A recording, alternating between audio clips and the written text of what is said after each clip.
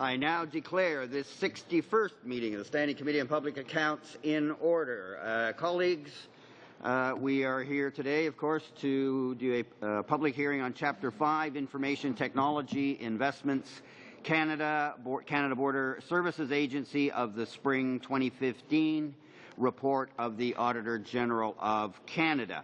I have no business beforehand other than to mention that the Canada Border Services Agency had their action plan in and on time, and that's much appreciated. Thank you. And also, colleagues, a reminder that next Monday, June the 1st, we will hold yet another public hearing on Chapter 4, Access to Health Services for Remote First Nations Communities, and that's also flowing from the Spring 2015 report.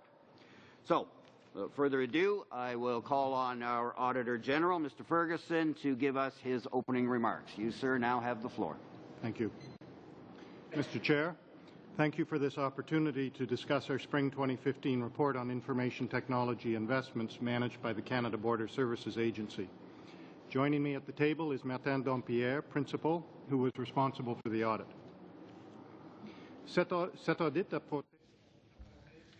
This audit focused on assessing whether the Canada Border Services Agency has the corporate and management practices in place to enable the delivery of information technology investments that align with and support its strategic corporate objectives.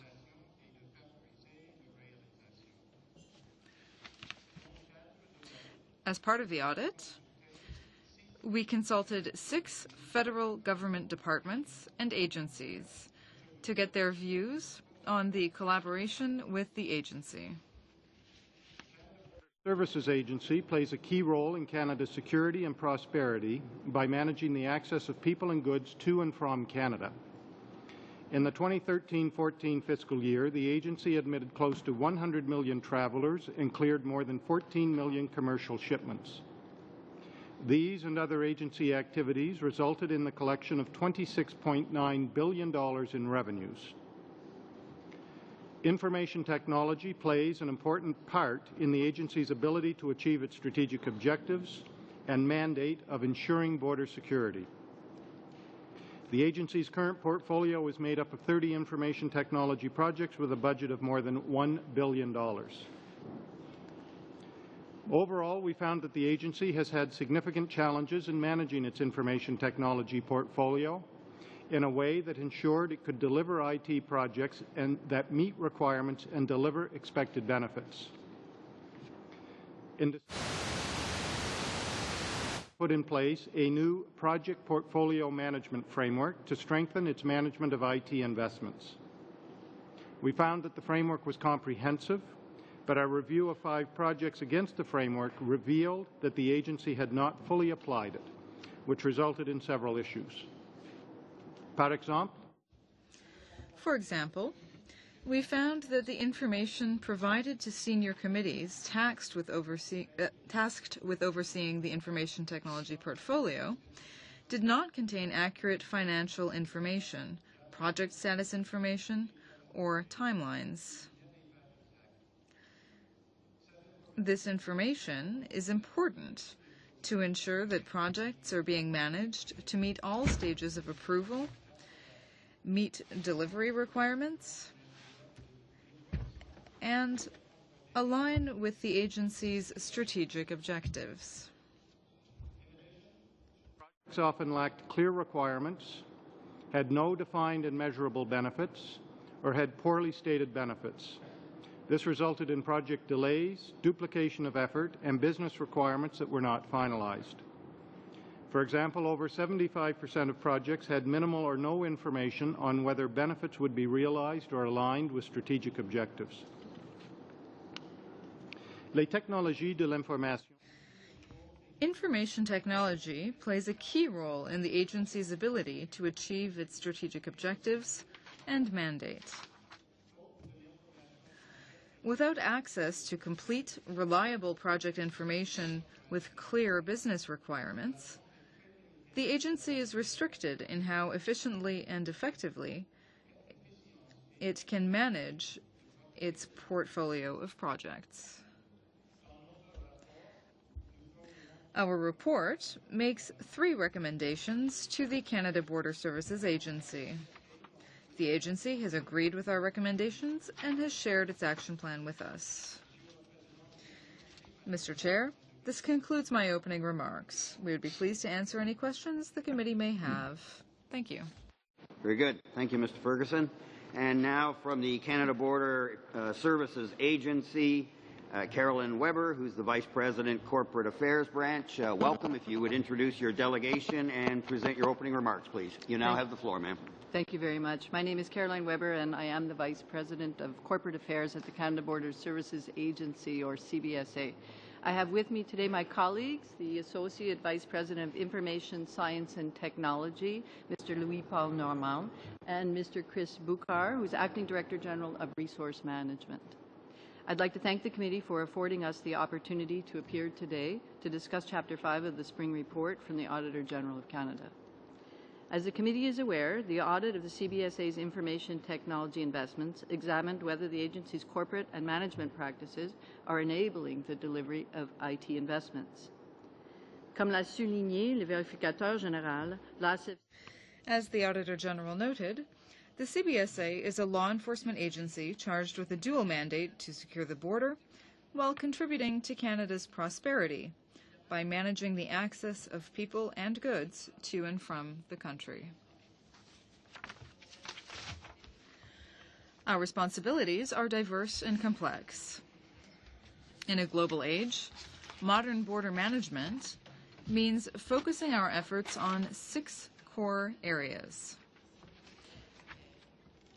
pushing out the border, facilitating the entry of low-risk people and goods, delivering integrated and effective enforcement, improving efficiencies, increasing harmonization with our international partners, and focusing on client service excellence.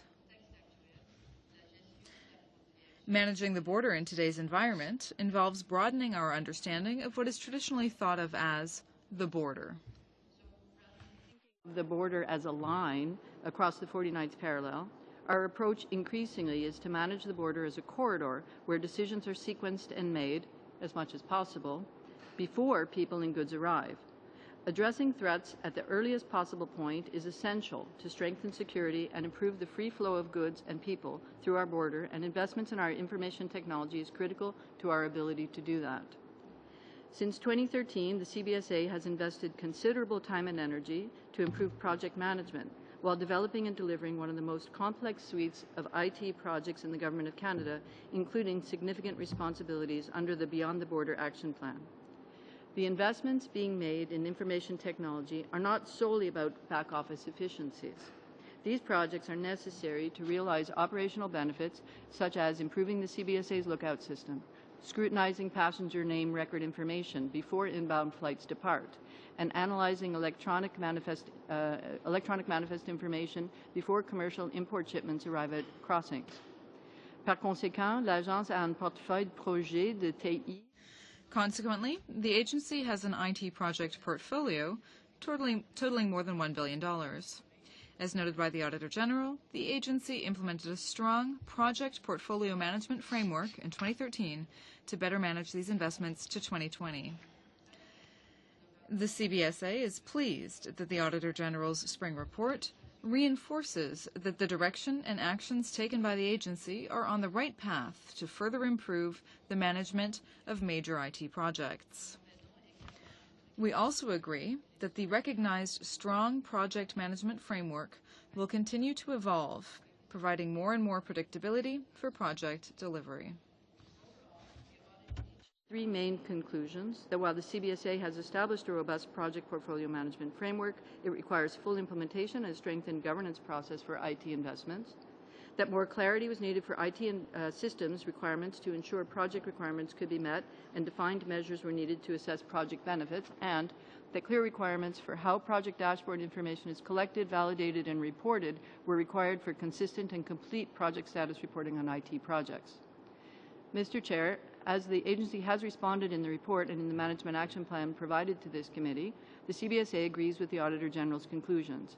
We are committed to continuing to strengthen the controls and oversight necessary to fulfill our commitments on IT projects and ensuring they deliver expected benefits. We have a detailed work plan in place to address the key issues, which has been reviewed by the Auditor General's Office, and we are tracking on time to meet those commitments. A few examples of this work include updating important IT planning documents, such as the annual IT plan and an investment plan, which includes all significant capital projects over the next 5 years. Establishing directives to ensure that enterprise architecture is adhered to by all IT projects through formal gate reviews and approvals. Formalizing the coordination and oversight function across all project stakeholders, developing a baseline set of performance benefits indicators, and quarterly reporting to the executive cadre on benefits realization status of IT projects, and initiating a formal review process of the procedures and practices of how project dashboard information is collected, reported, and enforced. The agency has also delivered its IT investment plan, which includes all major activities. Monsieur le Président, nous avons... Mr. Chair, we have duly noted the need to continue to implement our strong project portfolio management framework, and will take steps to improve project portfolio management, project planning, and project reporting. We are pleased, however, that the chapter presented by the Auditor General credits the work and our work plan already underway, and that we are well positioned to meet our commitments on time. General's own comments on this audit before the committee on April 29, 2015, in which he stated, "We are very happy with the framework that had been put in place in the agency and the fact that it was comprehensive. Our concern again was that it wasn't at this point in time always being applied in the management and oversight of the project." This concludes my opening statement, and I'd be pleased to answer any questions the committee may have. Very good. Thank you. To begin our regular rotation, kicking off today will be Mr. Woodworth. You have the floor, sir. Merci beaucoup, Monsieur le Président. Thank you very much, Mr. Chair. Thank you. Welcome to the witnesses. Thank you for being with us today. First of all, an observation I'd like to make, and that is that over the last several years, the Government of Canada has been implementing very robust security measures at border points, and at the same time has also been implementing the most historically robust trade alignment of Canada in our history, with trade agreements all around the world. So I can't imagine how challenging that is for border services. And on top of that, coming from the Kitchener-Waterloo area, I happen to know how quickly information technology is progressing, and every 6 months there are new opportunities available. So you have your work well cut out for you. And I know from your opening comments, Ms. Weber, that you're well aware of that, the flow of goods and addressing threats and examining the corridor between our nations around the world is top of mind for you. So what I wondered if you could do is start us off by giving us an overview and an update on the implementation of 2 or perhaps 3 of the larger IT projects that you are currently undertaking in order to keep our borders safe and secure and facilitate the free flow of goods and people. Yeah. I'd like to ask my colleague to respond to the question. He's responsible for managing our IT projects, and I think can give you more detail in a couple of particular projects. Thank you. Merci. Thank you. Merci pour la question. Thank you for the question. Now, I don't know if you were thinking of any particular projects. There were 5 that were reviewed in the Auditor General's report.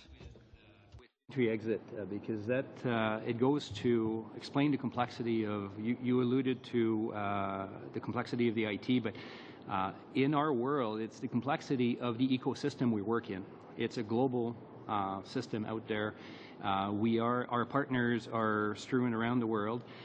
In the case of entry-exit, this is the ability to capture exit information as people leave Canada and to share this in some cases in land mode with the U.S., in some cases in air mode with other government agencies.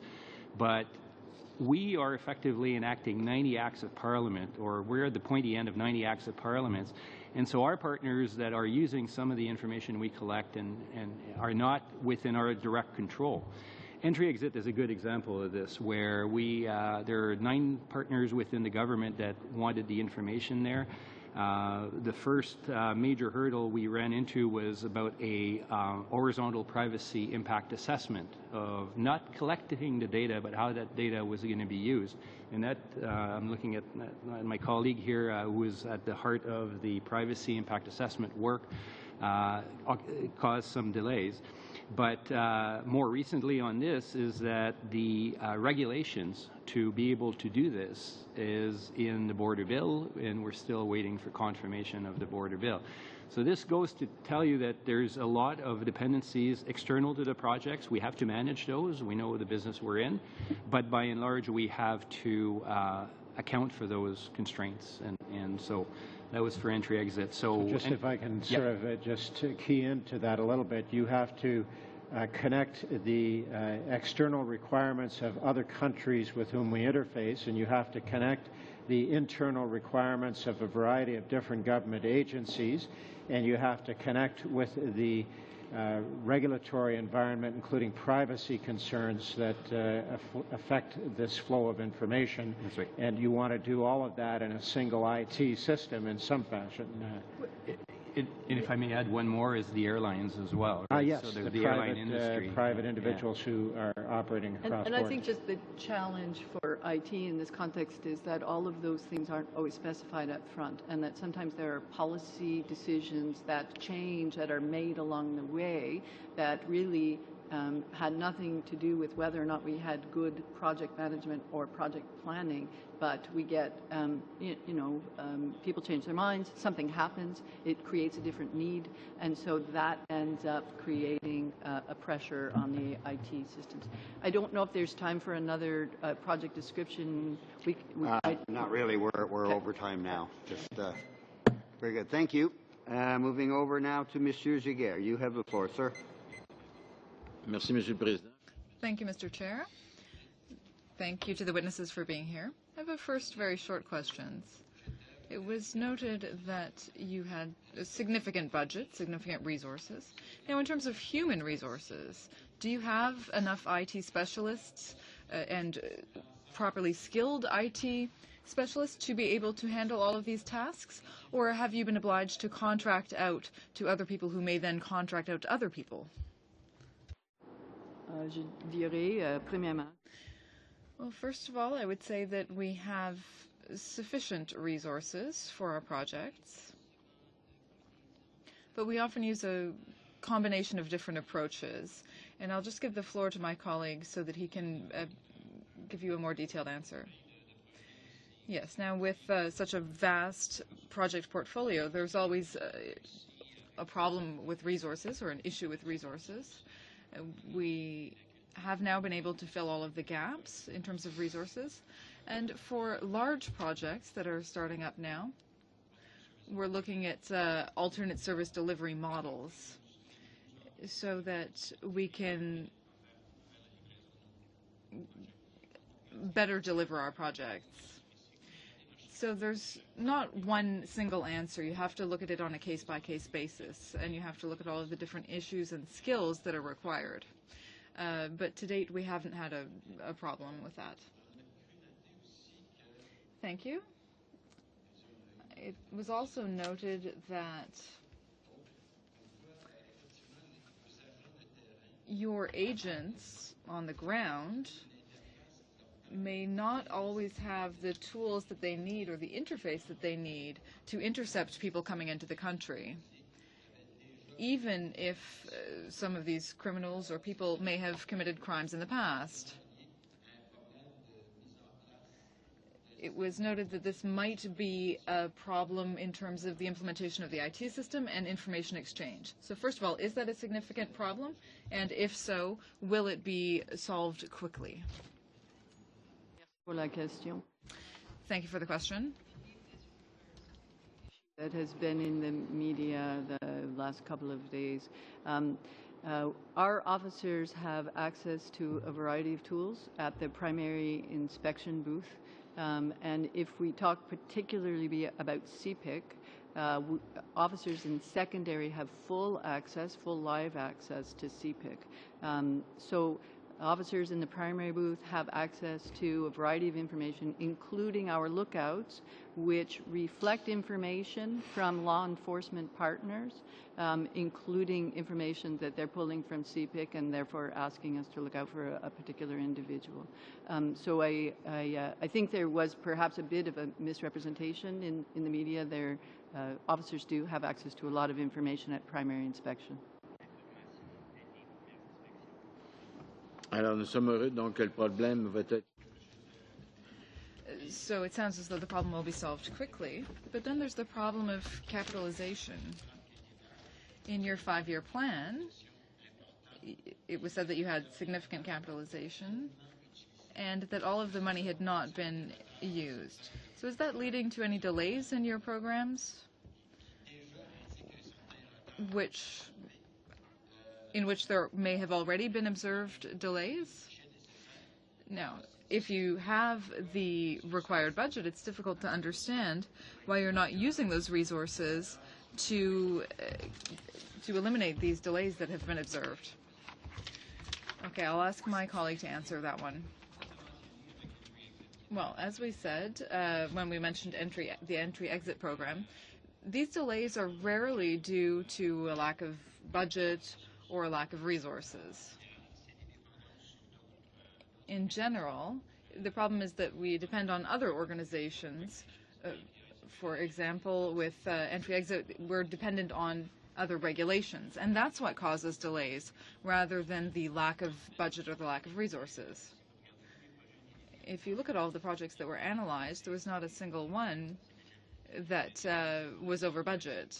So that really wasn't the problem. The problem is managing the interdependencies between organizations and to find solutions to those relationships in a way that still allows us to carry out our mandate. So my last question has to do with these interrelations between the organizations. We are regulated by laws that protect privacy. How will you manage your network so that these privacy laws are always properly applied?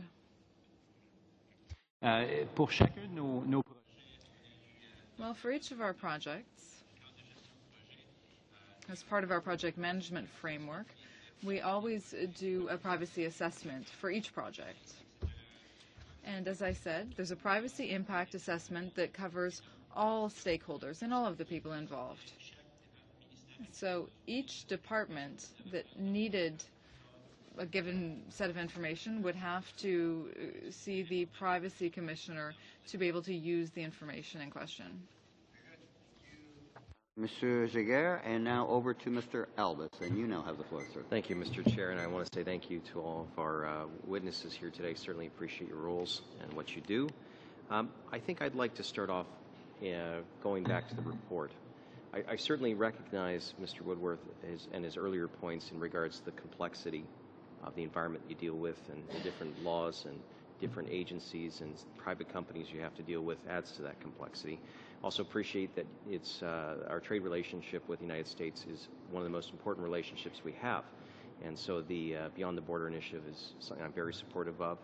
I know people in my riding of Okanagan-Coquihalla are very supportive of seeing safety and an increased ability to get goods and services and people across the border is vital. But getting back to the actual report, in response to paragraph 5.30, the CBSA commits to updating its agency investment plan. I believe you said that you'll do it by spring of 2015. And then also the annual investment plan that you'll be, I believe it would be by June 2015. So we're almost at June. Could you please just give a status update on these two areas and what that means in regards to the recommendation going forward? The two reports have been delivered actually on time. In fact, they both were delivered. The annual investment plan, I'm looking at my colleague here, was delivered on the 23rd of April 2015, and the annual IT plan. And by the way, that went to, both of them went to Treasury Board, right? So they were done on time, and they do map all of our investment to our PAAs and our priorities. So. In fact, in the case of the investment plan, it was the second one in a row that has been delivered, and it was also the case for the annual IT plan. So we have taken the recommendations seriously. In fact, we had started on updating those documents prior to the audit. So again, for many people that are watching at home, they may not have had the opportunity to peruse the report itself. So between the two different plans, that would include the almost $1 billion that Ms. Weber mentioned earlier that had been earmarked for these things. Is that correct? That's right. Okay, that's right. So both reports have been tabled? Yes. Well, that's excellent news. Okay, well, also the Auditor General recommended that CBSA establish clear procedures and practices on how information, for example, the project dashboards, is collected, reported, and enforced. Now, that's recommendation 5.61. So in response, your agency indicated that they will complete a formal review of the process by June 2015 as well. So is this going to be an internal or an external review? And how will CBSA ensure that the review is consistently applied? So we look at this information on every couple of weeks and then every month at our senior executive committee as well. In my organization, we're responsible for kind of looking over the shoulder of my colleagues and making sure that the information is accurate. So we are putting in place more robust and clearer instructions on how to populate some of those things. We did have some discrepancies, as the Auditor General referred to. We actually knew about those discrepancies, but were living with them because there were time gaps, time lags between some of the information, and we were not including some standard information that would have been easy to add because we kind of knew it was there, and it's not the way we usually reflect things internally. However, we are changing that as a result of this audit. We will continue to look at this and conduct our own internal audits, and I imagine that the Auditor General will revisit this audit in a few years, as they usually do, and provide an external check on us as well. Okay. So the Office of the Auditor General noted that CBSA was due to complete a business plan for the single window initiative that Mr. Norman had mentioned earlier by March 2015, and it's a condition for Treasury Board to release additional funds. So what extent is the single window initiative meeting its targeted outcomes? It's a good news story. It's completed, but anyway. So the business case was actually tabled and approved by TB ministers in, I forget the date, I think it was April as well. So it was presented and approved. Can you give a little context? Again, many people that are watching may not understand what the single desk or window is. Could you please give a short break? I don't think I have very much time left. Seconds. 15, so I'll do it in 15 seconds. So I mentioned that we enact 90 active parliaments. So we collect information on behalf of a number of departments. Think of health, think of agriculture, think of CRA, and so on. So every department that wanted information collected at the border used to have their own forms and their own ways of collecting it. While we would enact that, we would enable that. But now it's all been concentrated into a single window to coming into Canada, if you want to call it that. And that streamlines a lot the process at the border. Very good. Thank you, Mr. Albus. And over now to Mr. Allen, who now has the floor. Thank you, Chair. Thank you, folks, for coming.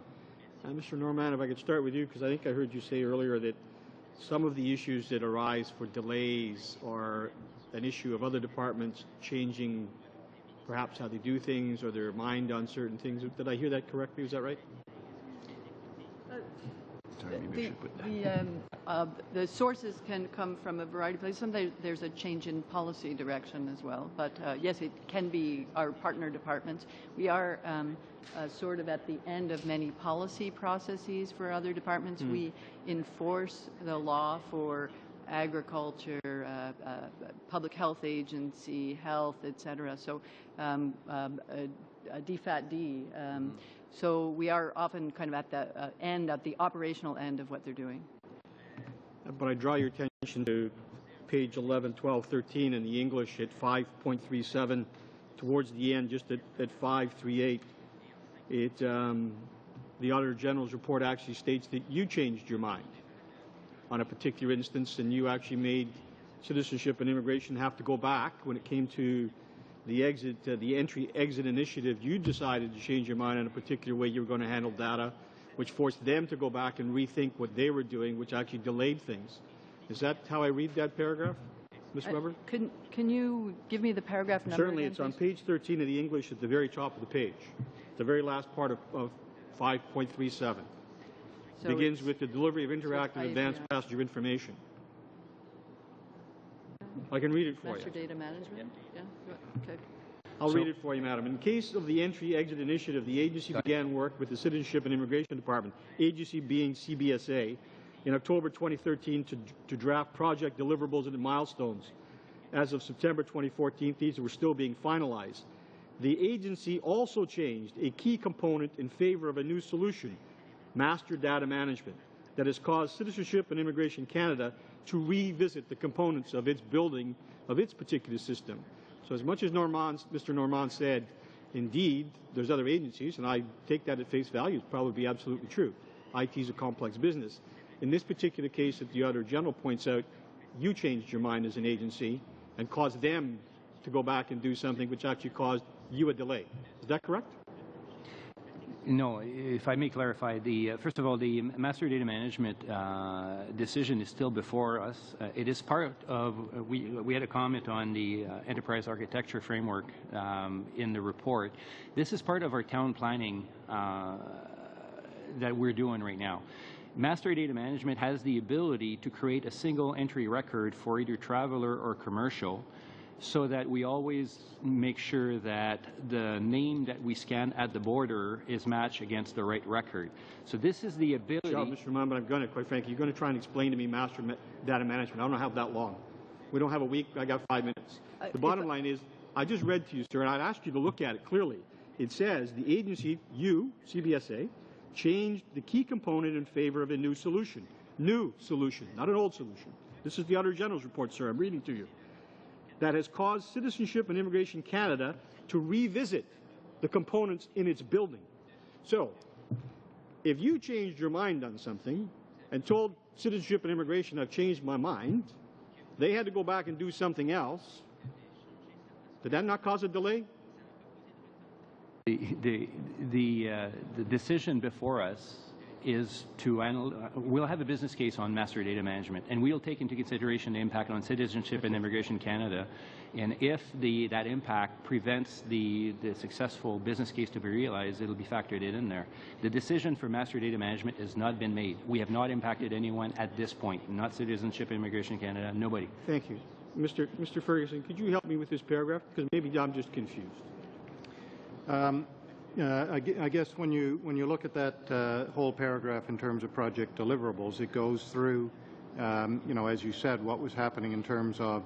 I think the issue was really around the project deliverables, identifying what the project was intended to do and the milestones. And I think probably, in the process of identifying what some of those project deliverables and milestones would be, that would have had an impact on the other organizations that were involved. So again, the particular part of, I think what was identified as being an important part of this project was having the master data management. But when they were through the process of identifying what the deliverables were going to be and what those milestones were going to be, I think some of the changes in that process caused an impact in this particular case on Citizenship and Immigration Canada.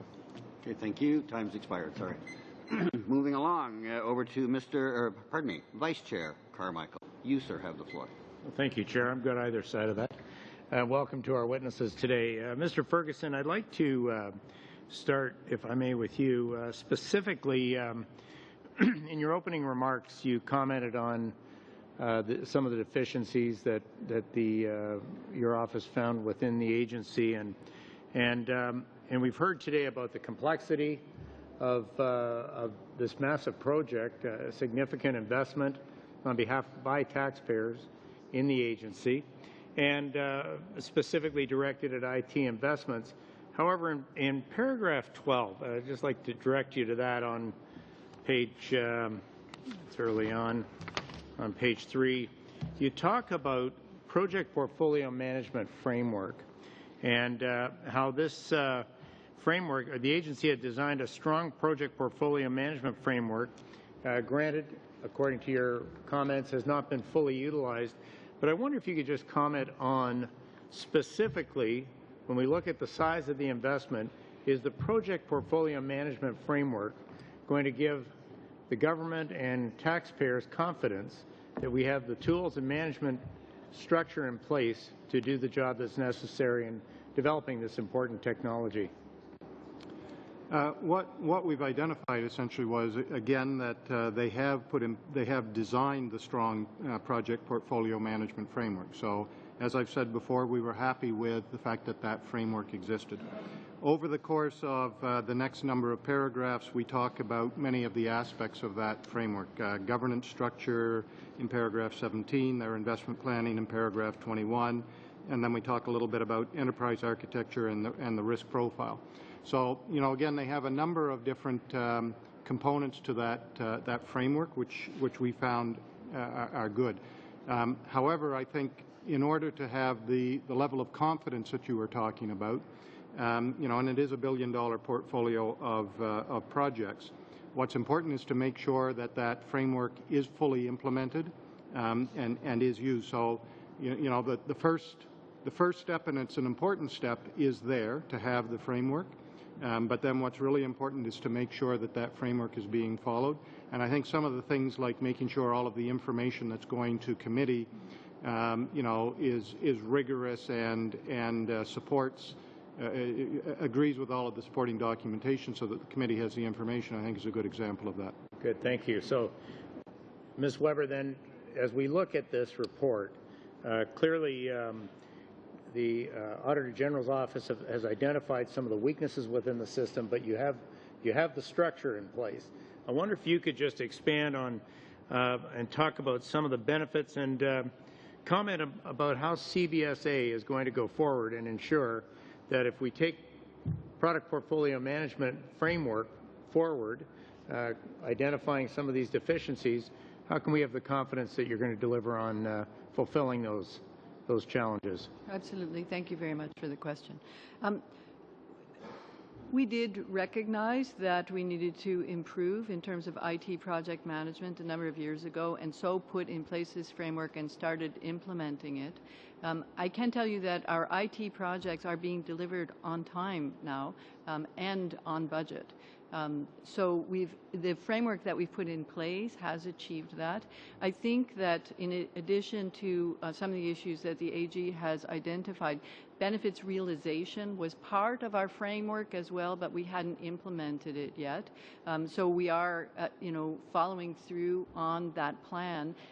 We've had the benefits realization discussions at our Technology and Innovation Project Committee. I don't think I have the title of that committee, right? Yep. We use acronyms all the time.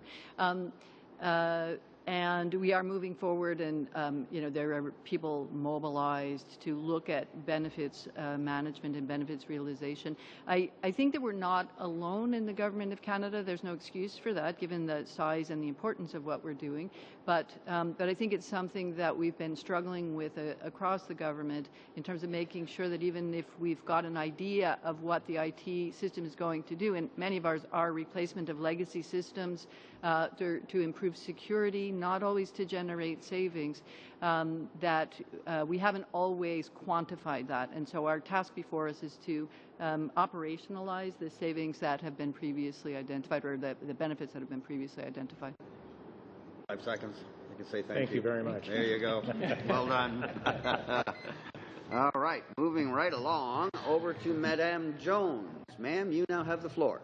Oh, thank you, Mr. Chair, and good afternoon, everyone. Thank you for being here today to answer questions around Chapter 5 of the report.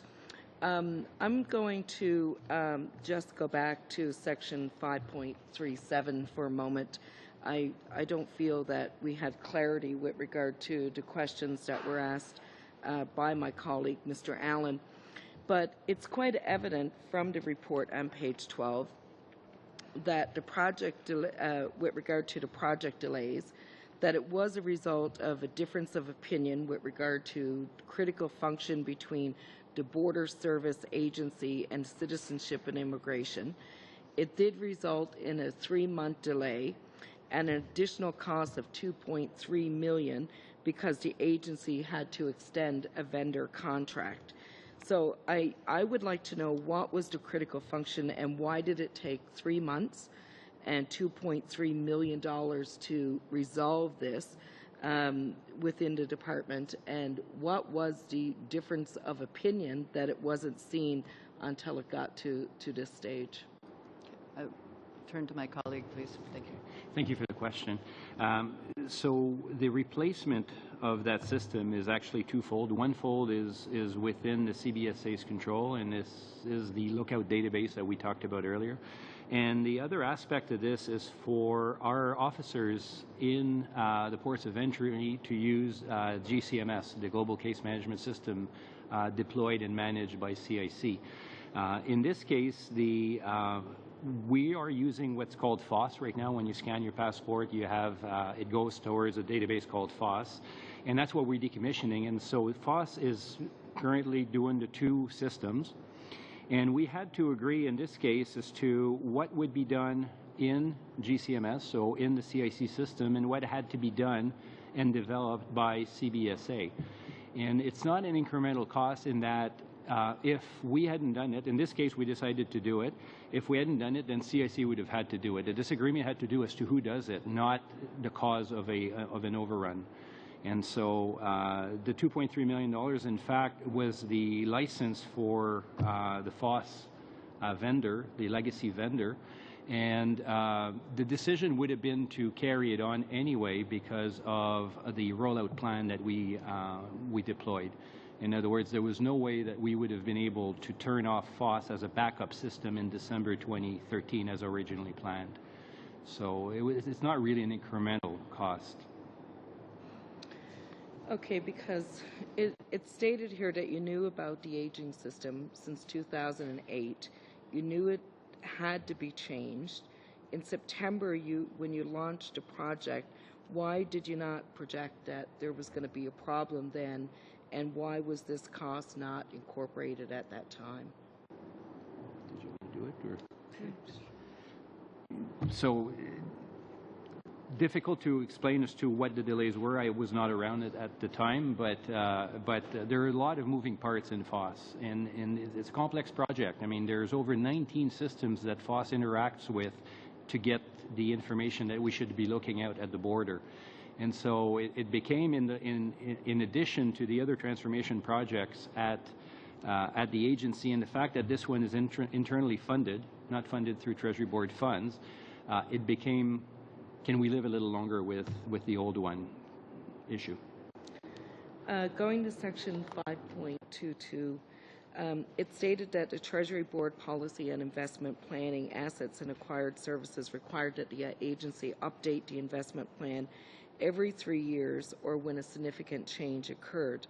Since 2011, the Border Service Agency has had significant change occur, yet its investment plan has not been updated.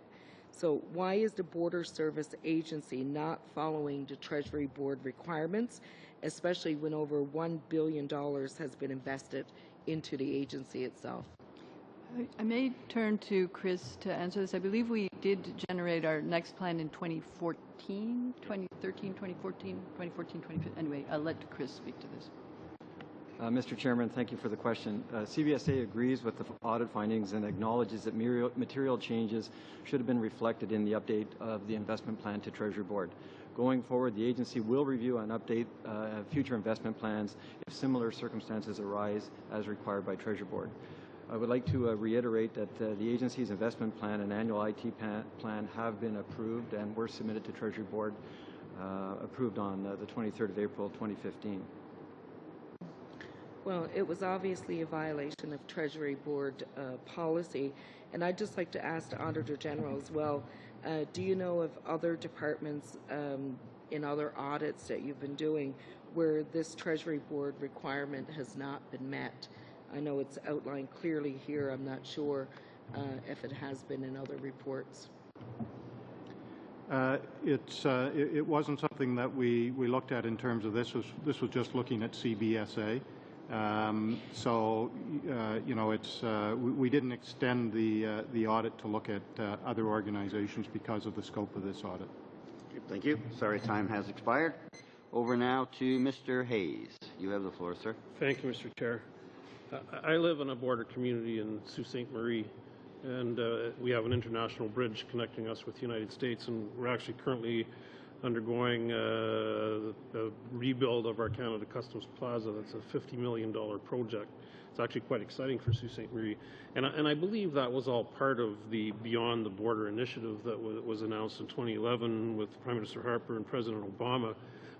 Can you update me on, in layman's terms, what the Beyond the Border initiative is, and give me a sense of what IT project is most significant with respect to a border community such as Sault Ste. Marie, and give me a status of, like, this Beyond the Border initiative. Is there an end date to this, or does it go on forever? I just want to get a sense of this whole initiative and where we're at, so that I could actually speak intelligently to my constituents.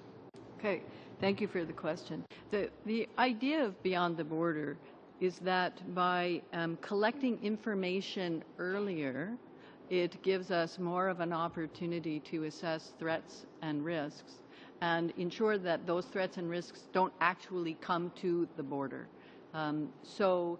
We call it pushing the border out, but the concept really is to collect information earlier and to facilitate then the easier flow of legitimate goods and travelers who are low risk, or there's no reason to stop them.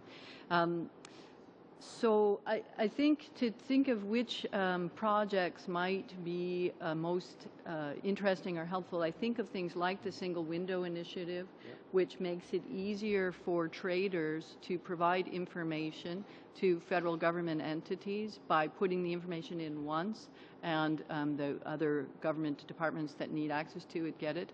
So everything that we do that makes it easier for them to interact with us, I think makes it easier for goods to flow across, the legitimate goods to flow across the border. I don't know if you want more of when do we finish everything? There's a couple of dates that haven't quite been identified. 2015, 2016. We're even talking about Beyond the Border 2.0 at some point as well. Just maybe to add to what my colleague was saying, it also has to do a lot in border communities about trusted travelers and trusted traders, so that these people, as they approach the port of entry, we already see them coming before they are there. RFID enables them to access the right booth and the right information. Radio frequency identification. And the idea is that for those communities that are straddling the borders that cross every time, the Nexus program comes to mind, and the Trusted Trader program comes to mind with we can use acronyms again, but the FAST program, which allows commercial goods to go through unstopped, and so it's more about that. It's knowing about who's coming prior to doing all the business at the border, which slows the border down. Is it safe to say that different border crossings are at different levels of maturity within the Beyond the Border plan?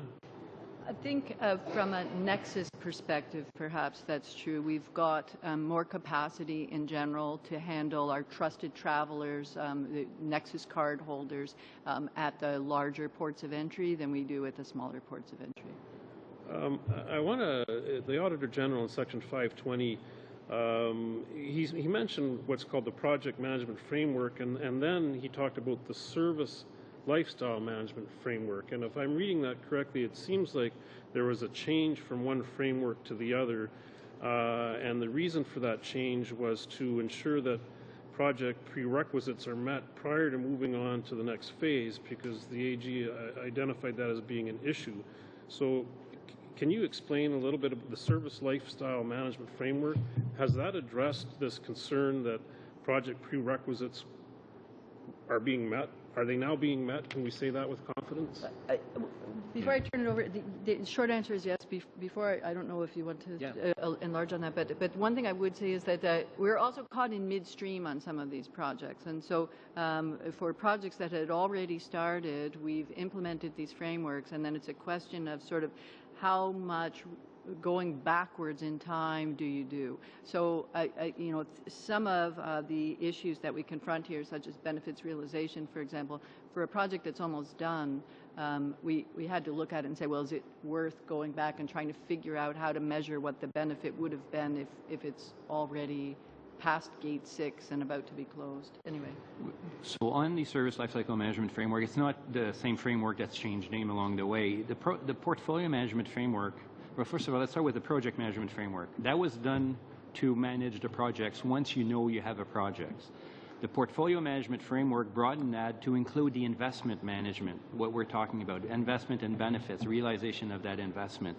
And in the key elements of those two frameworks are gates and governance. In other words, you gate all the investment through. There's 7 gates in our framework.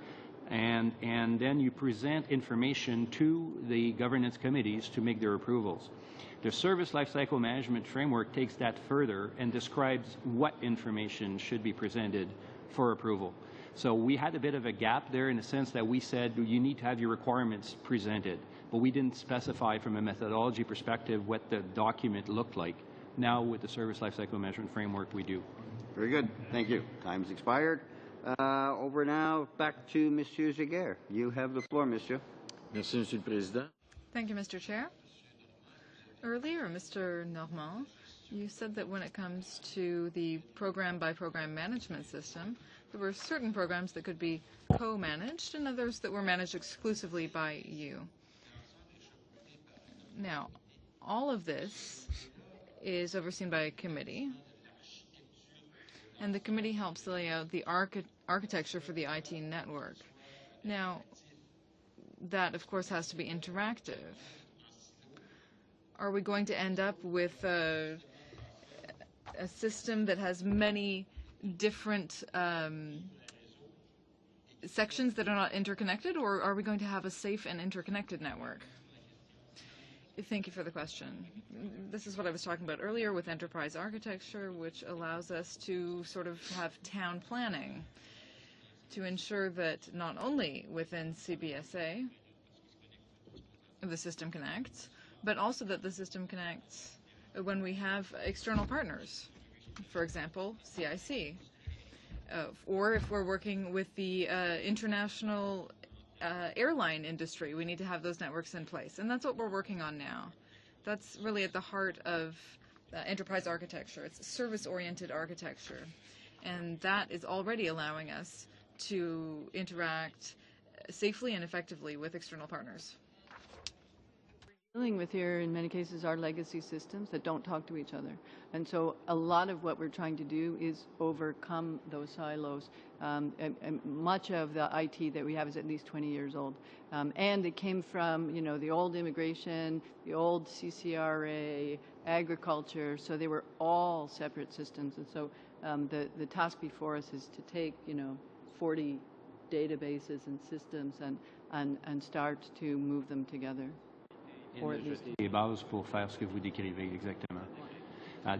And to lay the foundations for what you just described. I would also say that we have such a close relationship with CIC that we even have a separate governance system. We meet every 2 weeks with a representative from CIC to discuss these issues, and also to try to optimize the projects. This has a significant impact at the border. So we need to train people properly. We need to train people from CIC, and all of those issues are discussed in those governance meetings. Unfortunately, there have been some events. For example, there was a woman who complained that she was assaulted by someone who never should have been allowed into Canada. There was a woman who had mental health problems, who was refused, who was not allowed to board the plane because her medical history had been transferred without her permission to foreign authorities. So, you may say that these are only occasional incidents, but unfortunately, they're incidents that we should try to avoid. This system that you're creating now, will it be able to deal with these incidents?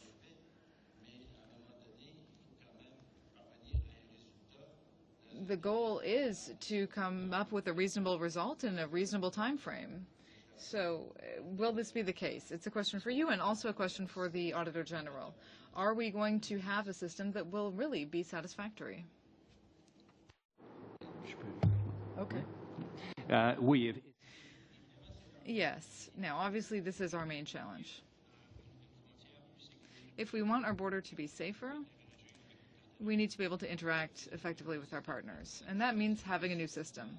Now, I'm not talking about, we're talking about 288 systems, 42 databases, and we have to integrate all of them and make them all interact effectively. That's the issue. It's not like we have one single system. So this is why the architecture is critical. We have to make sure that we're opening our borders, but also making them safe at the same time. It's really essential, and that's our main issue. Often people decide not to go forward with the system because they aren't able to do things properly to ensure that it will truly be safe. You know, again, the agency has put in place an appropriate framework, but in order to ensure that the systems are going to deliver what they're supposed to deliver, that framework has to be operating as intended. So there's more than just making sure systems are delivered on time and on budget. There's also making sure that the systems are delivering what they were intended to deliver, and that's why we talk in the report about the need to assess the benefits and assess whether the systems are aligned with the objective of the agency. So, you know, again, I think where I would be right now is say they have the tools to try to make sure these systems are appropriately delivered, but they need to really make sure, you know, because we are talking about $1 billion, we're talking about a complex business, we're talking about complex systems. It's really important to make sure that this framework is rigorously applied in order to get the types of outcome that you're talking about. Very good. Merci. Over now to Mr. Aspen. You have the floor, sir. Thank you, Chair, and thanks to both groups, the Auditor General and CSBA, for helping us with Chapter 5. National security, very important consideration these days. And I note that in Budget 2015, there was some additional funding for CBSA to help with intelligence support and national security investigators. Could you, Ms. Weber, could you comment on the value of that funding and how it may pertain to the use of some of the IT projects? I'm afraid I haven't come prepared to speak explicitly to that, and I don't come from operations. My colleagues in enforcement and intelligence, I think, are better able to respond to that. I did follow, though, the media, and I know that funding is for us to increase our capacity to follow foreign fighters, basically, and conduct investigations. Okay, thank you. Could you second question, could you update the committee on the updating or replacement of the, which already been referred to, the FOSS, Field Operations Support System, and what that means to intelligence gathering and efficient screening of legitimate travelers, and the accurate prediction of high-risk travelers, and what it means for our frontline CBSA officers? Thank you for the question. I'll turn to my colleague to describe the current state of play on the FOSS GCMS transition. So as I mentioned earlier, there are two parts to FOSS. There's the use of our Border Services Officer of GCMS for entering immigration data as they process immigrants as they show up at our ports of entry. That's been operational for the better part of since last summer. We're tweaking that right now because we have some choke points, namely the large airports, and we're tweaking the performance of GCMS to handle the volume before we switch FOSS off. On the side of the CBSA, the information from GCMS will be made available and located in a high-performance database so that when at primary you scan your passport, it won't hit GCMS, which is not necessarily the right level of performance for our peak periods. It will hit our database on our servers. And so those two pieces are actually developed and in operations right now. What we're working with operations is the ability to terminate the use of FOSS as a crutch. It's been in use since the 1970s, and as we are about to pull it, there's some concerns whether the other systems can hold the road. Okay. An initial assessment of benefits readiness conducted by your group, CBSA, in August of 14 concluded that I guess over 50% of portfolio projects had low readiness. That is, had minimal information on established benefits. The readiness of another 20% of 27% rather of projects was unknown. My questions are: what is the current status of benefits readiness for the CBSA's portfolio of our IT projects? The first question. The second one is: what percentage of CBSA's IT projects has defined measurable benefits? I don't know the answer to that. Do you know the answer to that? Well, I'm not sure. I had a hard time hearing. Okay, so. yeah, me too. So we worked on a procedure for how to assess benefits and how to identify benefits, which that discussion happened in January at the committee that my colleague chairs. And we're now in the process of going after that benefits identification for those projects. And so my safe guess is that we're actually about the same, but by the end of June, we will be in a very significantly different place because people are working in teams since the conversation that we had in January to figure out how to operationalize benefits for those other projects. We've mandated that all active projects go back and revisit their business case, their business requirements, and their project plan to make sure that the benefits are clearly identified, measurable, and harvestable. Okay. Very good. Thank you. Time's expired. Very good. Back over to Madame Jones. Again, you have the floor, ma'am. Thank you. I just want to continue on section 5.22. I just had one quick question left because clearly the fact that the Canadian Border Services Agency did not file the appropriate requirements for a Treasury Board at the time. I'm just wondering if there was any penalties that was applied because of that, or how did Treasury Board deal with this situation that you had failed to update your investment plan as per their particular requirements? Well, sorry, I was not around at the time of the first, but certainly as soon as we were made aware of the need for updating the capital plan, which is a 5-year capital plan or investment plan, we did so immediately. This is a second version of the plan we have produced since that was made aware. We were made aware of this. So the original plan was supposed to be for 5 years, but in the middle of it, all those investments came pouring. And as soon as somebody identified it, we needed to update our investment plan, we did. I think it did result in some frequent and intensive conversations with our colleagues in Treasury Board Secretariat. So none of you were around at that time? Is that what you're telling me, or? We've been around since 2013. 2013. Okay. I'm just just wondering because obviously Treasury Board guidelines are there for a reason.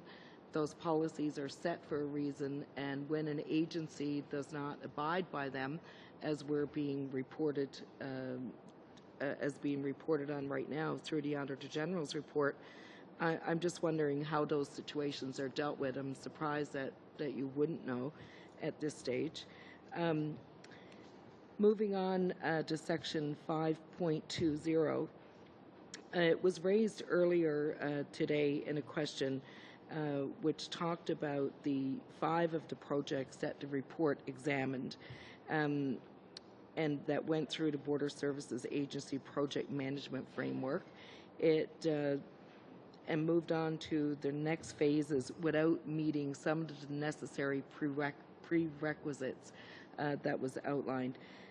Could you outline to me, one, what the 5 projects were, just so we have it on the record there, and why it was not necessary to meet the established prerequisites?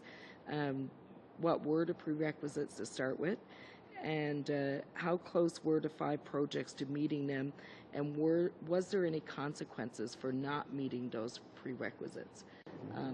If you could explain that to me, because I don't think we've had a clear understanding of that at this stage.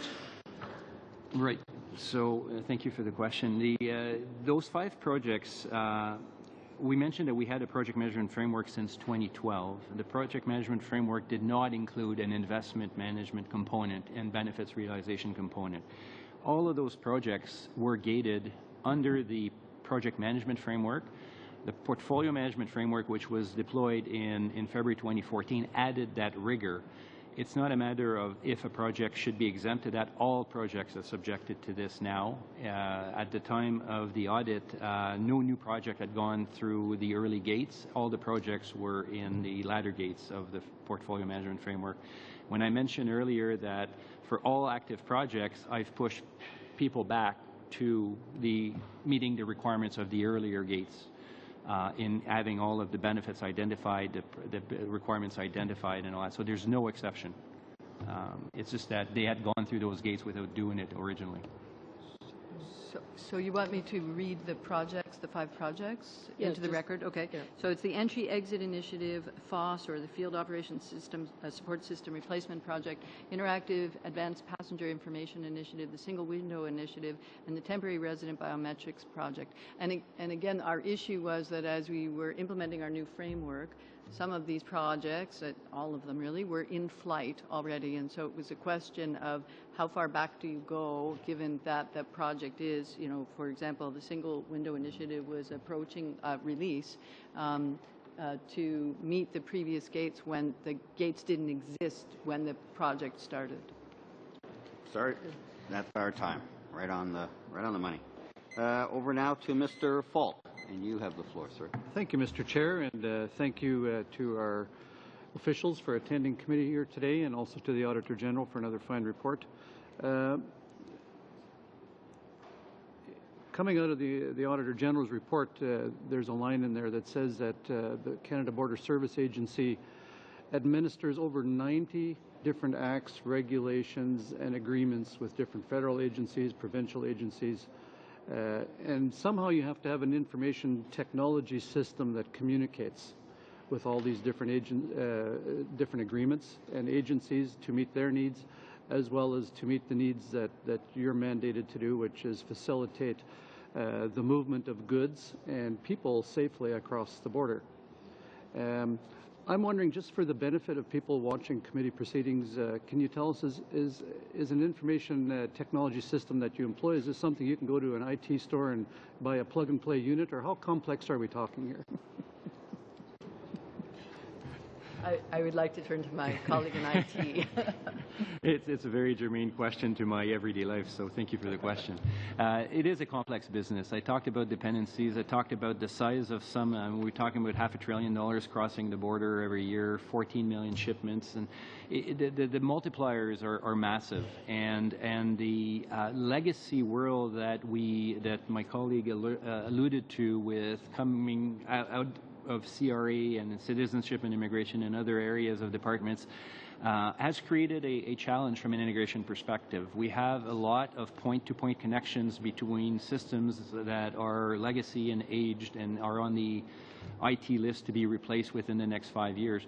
So that's what we have to take into consideration when we start a large projects like the ones you have here that have very specific business requirements. We have to look at those as opportunities to achieve our goals towards a town plan, and not as a separate investment, which is unfortunately the way some of those investments were managed in the past.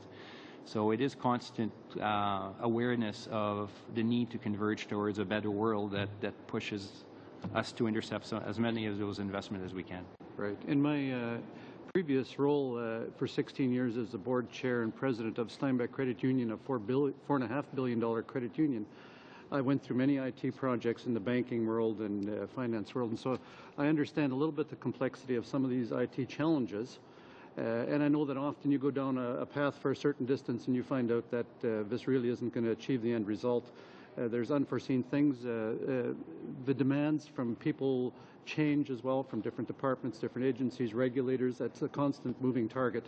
And in spite of all that, I'm sure you're up against that at a much larger scale, but in spite of all that, the report largely concludes that the Canada Border Service Agency has done a thorough job in establishing solid practices to deliver IT investments through its project portfolio management framework. The report also put forward some reasonable recommendations, which you as an agency have agreed to. And as a result of that agreement, you actually embarked on some very ambitious benchmarks as far as compliance and targets. And I'm just wondering if you could update this committee on the progress on some of those commitments that you've made. As we've noted, thank you for the question. We have completed our IT plan, our investment plan, a number of the things that you see in our management action plan. I've looked at a pilot version of a report on benefits realization, and we have a ways to go. We'll have that report ready in September. So we, as I said, we've got people working to make sure that we've got benefits operationalized for all of these projects that are beginning. We really appreciate the opportunity. We've worked very hard in the agency to take an attitude towards audit and evaluation that this provides us with management information and helps us to do our job better. The audit did highlight areas, as I said, benefits realization was part of our work plan anyway, but it did highlight some other areas where we decided we maybe better put something more robust in place and make sure that it's institutionalized and continues in the future. So I think, I also think our framework allows us, speaking to the complexity issue, to identify when there are problems earlier so that we can talk about alternatives and solutions so that we're not kind of marching blindly sort of off a cliff into a project that doesn't work or doesn't contribute to our agency's goals. So the gating process lets us monitor if something's starting to go in a bad direction or, out of budget or something. So I think we've got a lot of information on a very frequent basis. Okay. Thank you. Thank you. That time's expired. You're welcome. Moving back over to Mr. Allen, who gets the floor one last time. Thank you, Chair. Mr. Norman, I have a question for you, albeit I know my good friend Mr. Falk asked you about off the shelf. I know, sir, you weren't looking for an Atari or Commodore 16. But let me go back to page 12 under 5.37 about FOSS. In an earlier question, you'd said that there's a dispute between the two agencies, which is your agency, CBSA, and Immigration Canada, and there's no confusion here. Absolutely true. What you said to us, I believe, sir, that the issue that was worked on was who would do this, which inferred maybe who would pay. Is that kind of what you were saying? That's what this was about. Well, let me yes. draw your attention to what Mr. Ferguson said, and I'll quote it. It's in the middle of the second bullet point. It says, the agency, which is CBSA, had a difference of opinion with Citizenship and Immigration Canada over how a critical function of the replacement system would be built. That's considerably different than who's going to pay. That's actually a difference of opinion about how you're going to, not who's going to do it, but what are we going to do. Would you not agree, sir, that that's not quite the same as who's going to pay for it? In this particular instance, the two agencies funded that work, and the work to be done by CIC was paid by CIC. The work to be done by CBSA was paid by CBSA. So the issue was how it would be built, not who would pay for it. If I may, we need to go back to the transcript, but I think what my colleague was trying to say was that... I don't have time to go back, so you can go back and look at that. I have a specific question for you, Ms. Weber. Okay. So it's actually Ms. Jones's question initially. I would go back and look at Ms. Jones's first questioning period, because that's when it was asked. So, Ms. Weber, you've acknowledged, it seems to me, during today, that the Auditor General says you've got to overall, if I can use the term macro system, that's quite good. The issue is making sure you hit the gate boxes, as you might call them, along the way, that you didn't do so well. And you've agreed that you need to do that according to your plan. So, how do you intend to make sure it gets done? I recognize, Ms. Weber, you're not doing them. It's not your individual person that's going to actually make sure all of these things get done. This is a big job with a lot of people. How are we going to make sure it gets done this time? Because the Auditor General clearly said it didn't get done the last time. Thank you for the question. We were all involved in the decisions about which gates would get checked off as we implemented a new framework. So the challenge for us has been projects, IT projects that were already in progress, had been started, were long down the road to being completed, and then we bring in a new project management framework. The question was then, are we going to go back in order to check the boxes on these projects, or are we going to continue, especially when we're near the end of a project, and deliver, knowing that we would leave it undocumented, but thinking that perhaps it wasn't the right way to use our resources at that point in time. So on a go-forward basis, all of our projects are being put through the entire framework with no exceptions, and we review that all the time. So it wasn't that these projects... I'm down to about 90 seconds. Sorry. So I appreciate the explanation. I'm not sure that was the answer I was looking for to the question, but that's neither here nor there at this point. Mr. Ferguson, page 18 of the English at the top, the first bullet point would be 556. You talk about a business-to-business project that was closed in April 2014. Let me read it partway through. This project had an approved budget of $5.4 million from 2012 to 17, $3.4 million phase 1, $2 million for phase 2s and 3. The final closeout report stated the project had spent $3.6 million for phase 1 and that all deliverables had been completed, even though an important component had not been built. Can you speak in terms of that particular statement in your report as to the aspect of why it's really important to make sure, my term, loosely used, mind you, that we make sure that when we have a system, we check all of the boxes off along the way to ensure we actually do what we need to do? The reference you are making is in paragraph 56, we're talking about the importance of the health of a project being reported to the people that have oversight of those projects so that they understand where the project is. This is an example in the business-to-business project where it was confusing to understand exactly what stage the project was at, because they seem to have said it was closed, but then they were also continuing to work on it. So understanding that is important. Going through projects and making sure that each stage is met along the way is critically important to understand that all of the requirements are on schedule, as well as the time and the budget, to make sure that the project's going to deliver what it was intended. We would never ask a department to go back and try and redo sort of gates that have already been passed, but we would expect the department, at the point in time that they were putting in place a new framework, to at least look at those projects that were in place and identify, do they seem to be on the right path to deliver what they were intended to deliver, regardless of the fact that you can't go back and redocument certain gates, whether they were passed or not passed. Very good. What is the next gate? Thank you. And over to the last spot on our usual rotation, Mr. Albus. You have the floor, sir. Thank you, Mr. Chair. And I know, Ms. Weber, you seemed that you wanted to reply to one of Mr. Malcolm's or Mr. Allen's. You felt you got all the things on the table. That's good. Happy to hear that. When we talk about frameworks and whatnot, it seems to me that part of the reason is to deal with the complexity that Mr. Woodworth had raised, to kind of deal with some of the matters that, that Mr. Falk had raised, as well as finding out, make sure that you don't end up going down the wrong path and delivering something to CIC or to another agency that was unintended. But I also think it's important to take a step back and look at that. Yes, we're getting more and more complicated, but it is possible to deliver a very good project on time and on budget and with all those things, but to have that in the stead of one or two people or a small team that's checking off all the internal controls. But I do take the Auditor General's point that that there is considerable risk to that. I would think that if someone got sick or if the team disbanded and there was unanswered questions far after that team had disbanded, that's why we have these frameworks, so that you can come before a parliamentary committee like this and answer questions and say that the taxpayer is getting all the things that it was supposed to.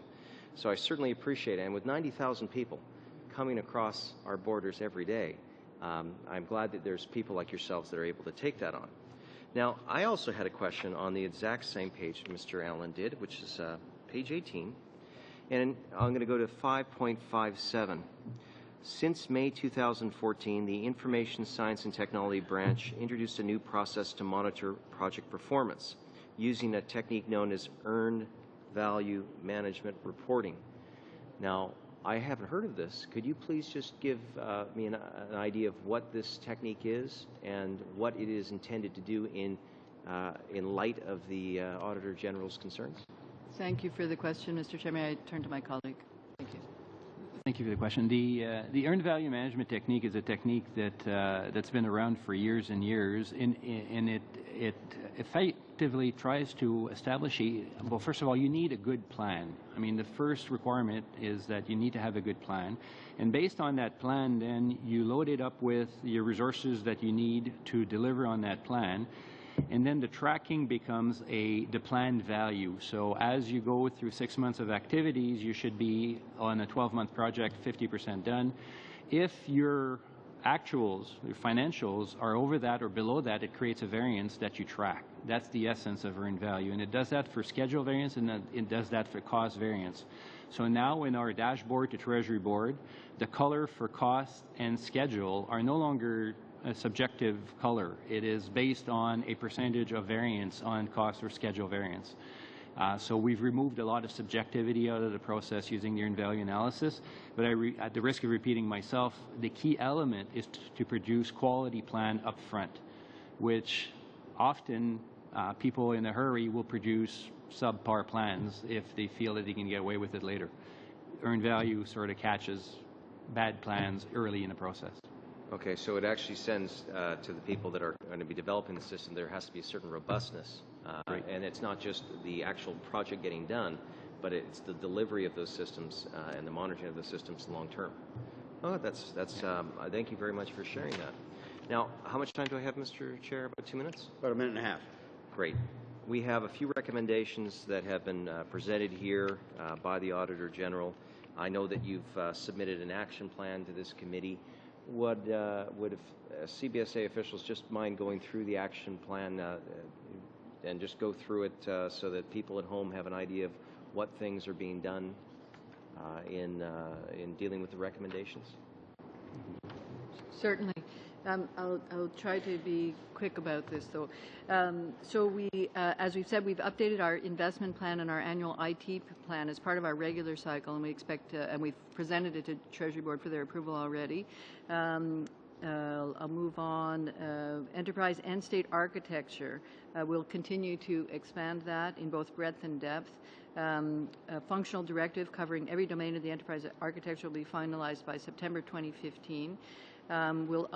We've begun to move individual projects toward architecture standards that fully align with Shared Services Canada directions, and the Service Lifecycle Management Framework ensures that enterprise architecture directions are adhered to by all projects. Finally, we're going to continue to maintain our beyond the border project level risk profile and to provide a full portfolio portfolio risk update roll-up at the quarterly Beyond the Border Senior Project Advisory Committee. Am I running out of time? You are, ma'am. Okay. Good intuition. Okay. Well done. Thank you. And that. Thank you, Mr. Albus. All right, that not only concludes Mr. Albus's time, but the time allocated by the committee for these witnesses. And in the absence of any motions or suggestions otherwise, and I'm not sensing any, then on behalf of the committee, let me thank our guests for being here from the Canada Border Agency, and as always, to our Auditor General, thank you, sir, for the work that you and your department do. It's much appreciated. And with that, colleagues, all those in favor of adjournment, please leave. We stand adjourned.